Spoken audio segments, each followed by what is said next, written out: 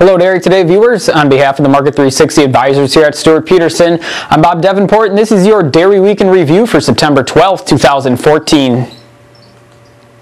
So as always here, let's get started by taking a look at where our CME dairy components settled at the conclusion of this week's trade. It was another pretty positive week overall here, specifically with butter, but starting out with cheese, blocks finished the week at $2.35 even. That is unchanged from last week. Barrels settled at $2.33.5, up 1 cent on the week. Cash butter did rally to a new record high of $3 a pound this week. That's up 15.5 cents from last week. October whey settled at 64 even, up 1 3/4 cents, and October non-fat dry milk settled at 142 1/4, down almost 6 cents this week. So shifting on over to Class 3 futures, not surprising given what cheese and butter did here this week. They posted some solid gains with the October contract settling at $23.35 this week with a gain of 68 cents. November milk settled at $20.67, up 18 cents. And our 2014 average price is now at $22.33. That's up 9 cents from last week. So let's take a look on the charts here of what we saw this week in our cash cheese trade. So here we have a weekly chart of the block barrel average, and you can see just how sharply things have been continuing to rally here, and we are just shy of our all-time record high price for the block barrel average of around $2.40 a pound.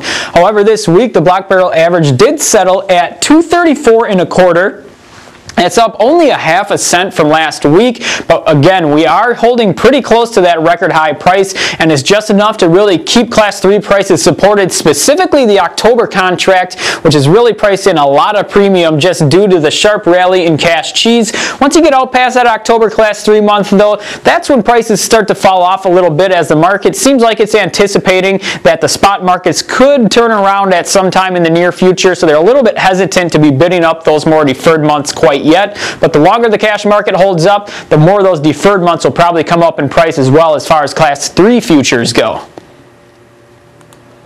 Now let's take a look at our weekly spot butter chart. As you can see here, this low here comes in August of 2013, and you can see for over a year now we've been in this sharp rally, and you can see things have really taken off just over the course of the past several weeks here with these large weekly gains, and we added to that again here this week with a gain of 15.5 cents on the week, and again we settled the week at a new record high of $3 a pound.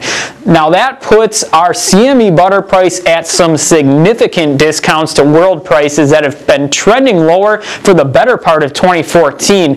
So there is some real concern there, though, as our spot cheese and butter prices continue to rise and world prices continue to fall. That definitely spells trouble for our ability to sustain strong exports that we've benefited from since August of 2013 when this whole big rally really started here. So we'll get into that in just a little bit, though.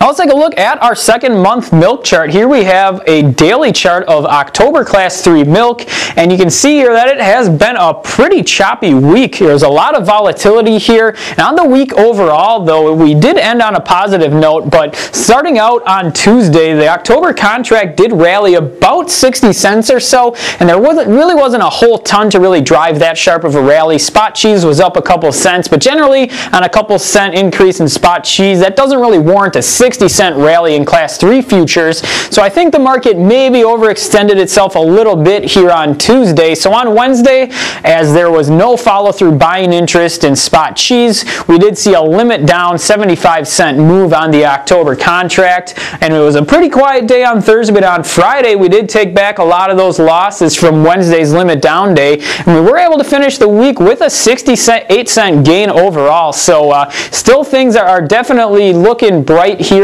Again, I think a lot of this price action is really just hinging on what cash cheese and butter prices are going to do, as they've been going up for so long now, and we are at such high premiums that they could turn around a little bit here at any day, and that likely is going to have big implications for the October contract that has a couple dollars now of premium priced in over even the November Class 3. So we did get our July export numbers out last week here, and we did start to see a little bit of a pullback in our cheese and butter exports. So let's just start out by taking a look at the trade balance here of our cheese.